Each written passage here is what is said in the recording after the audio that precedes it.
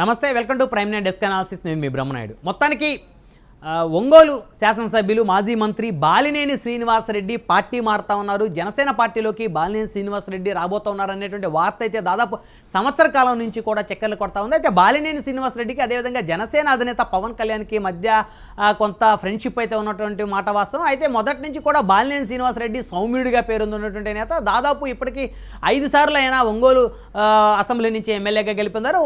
మొట్టమొదటిసారి కాంగ్రెస్ పార్టీ తరపు నుంచి 1999లో ఆయన ఎమ్మెల్యేగా గెలిపొందారు. ఆ తర్వాత 2004, 2009 వరుసగా ఆయన ఎమ్మెల్యేగా గెలుపొందారు. 2012లో సైతం కూడా బాలినేని శ్రీనివాసరెడ్డి ఉప ఎన్నికల్లో జగన్మోహన్ రెడ్డి అప్పుడు కాంగ్రెస్ పార్టీకి రాజీనామా చేసి వైసీపీ స్థాపించిన తర్వాత ఉప ఎన్నికల్లో ఆయన కూడా ఒంగోలు నుంచి రాజీనామా చేసి ఉప ఎన్నికల్లో పాల్గొన్నారు. అప్పుడు కూడా గెలిచిన పరిస్థితి. కేవలం ఒక 2014 ఎన్నికల్లో మాత్రమే ఒక 10,000 ఓట్ల తేడాతోటి ఆ రోజు బాలినేని శ్రీనివాసరెడ్డి ఓటమి చెందాల్సి వచ్చింది టీడీపీ జనసేన కూటమికి అభ్యర్థిగా ఉన్నటువంటి దామచర్ల జనార్దన్ మీద. అయితే 2019 ఎన్నికల్లో బాలినేని శ్రీనివాసరెడ్డి గెలిచారు. అయితే 2009లో బాలినేని శ్రీనివాసరెడ్డి ఎమ్మెల్యేగా గెలిచిన తర్వాత కాంగ్రెస్ పార్టీ తరపు నుంచి మంత్రిగా బాధ్యతలు స్వీకరించారు. అయితే ఆ రోజు రాజశేఖర రెడ్డి మరణాంతరం తన మంత్రి పదవికి రాజీనామా చేసి తన మంత్రి పదవిని త్యాగం చేసి జగన్మోహన్ రెడ్డి వెంట నడిచినటువంటి నేతగా బాలినేని శ్రీనివాసరెడ్డికి గుర్తింపు ఉంది.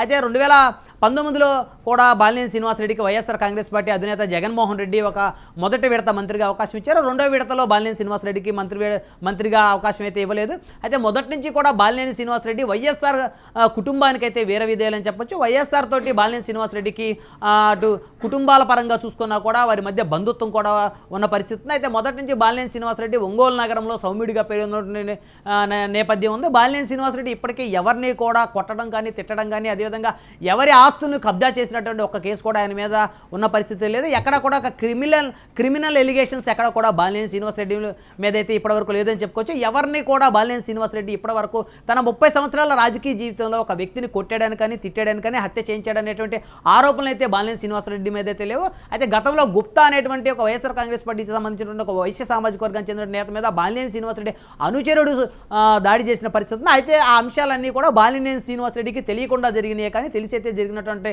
పరిస్థితి అయితే లేదనేటువంటిది స్థానికంగా వినపడతా ఉంది. అయితే ఇప్పటికీ బాలినేని శ్రీనివాసరెడ్డి ఒంగోలు నియోజకవర్గంలో పట్టున్నటువంటి నేతగా ఉన్నాడు. జిల్లా వ్యాప్తంగా చూస్తే బాలినేని శ్రీనివాసరెడ్డి ఆశీస్సులు లేకపోతే నాడు కాంగ్రెస్ అయినా నేడు వైఎస్ఆర్ కాంగ్రెస్ పార్టీ అయినా ఎవరు కూడా గెలిచే పరిస్థితి ఉండదు. బాలినేని శ్రీనివాసరెడ్డిని ధిక్కరించి ప్రకాశం జిల్లాలో రాజకీయం చేసేటువంటి సత్తా అయితే వైఎస్ఆర్ కాంగ్రెస్ పార్టీ లేదా ఖచ్చితంగా ఎవరికి లేదని చెప్పుకోవాలి. అలాంటి బాలినేని శ్రీనివాసరెడ్డిని రాజకీయంగా ఇబ్బందులు పెట్టేందుకు కొంతమంది కుట్రల పని బాలినేని శ్రీనివాసరెడ్డి పార్టీ మారుతున్నారనేటువంటి ప్రచారాన్ని అయితే పెద్ద ఎత్తున అయితే చేస్తున్న పరిస్థితి ఉంది.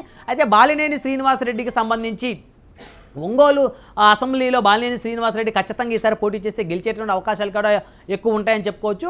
అయితే బాలినేని శ్రీనివాసరెడ్డి సంబంధించి అటు కాపు సామాజిక వర్గంలో కూడా పెద్ద ఎత్తున బాలినేని శ్రీనివాసరెడ్డికి అభిమానులు ఉన్నారని చెప్పుకోవచ్చు. అయితే 2014 ఎపిసోడ్ ఏదైతే ఉందో టీడీపీ జనసేన కూటమిలో దామచర్ల జనార్దన్ గెలిచారో అలాంటి ఎపిసోడ్ రిపీట్ అయితే బాలినేనికి ఓటమి ఎదురవుతుందనేటువంటి ఉద్దేశంతో అటు వైఎస్ఆర్ కాంగ్రెస్ పార్టీ అధిష్టానం బాలినేని శ్రీనివాసరెడ్డిని గిద్దలూరు కూడా పంపాలనేటువంటి ఆలోచనలో ఉన్నారనేటువంటి ప్రచారం అయితే పెద్ద ఎత్తున సాగుతోంది. బాలినేని శ్రీనివాసరెడ్డి మాత్రం ఖచ్చితంగా తను ఒంగోలు నుంచే పోటీ చేసేటువంటి ఆలోచనలో ఉన్నారు. అయితే ఇలాంటి క్రమంలో బాలినేని శ్రీనివాసరెడ్డి పార్టీ మారుతున్నారని జనసేన పార్టీ తీర్థం పుచ్చుకొని ఒంగోలు నుంచే పోటీ చేయబోతున్నారు అనేటువంటి చర్చ అయితే పెద్ద ఎత్తున జిల్లా వ్యాప్తంగా చిక్కలు కొడుతున్న పరిస్థితి. అయితే బాలినేని శ్రీనివాసరెడ్డి అయితే పార్టీ మారేటువంటి పరిస్థితి అయితే లేవనేది స్థానికంగా వినపడతా ఉంది. మొదటి నుంచి కూడా తను అటు రాజశేఖర రెడ్డికి ఆయన కుమారుడు జగన్మోహన్ రెడ్డికి వీర విధేయుడిగా ఉన్నటువంటి వ్యక్తి.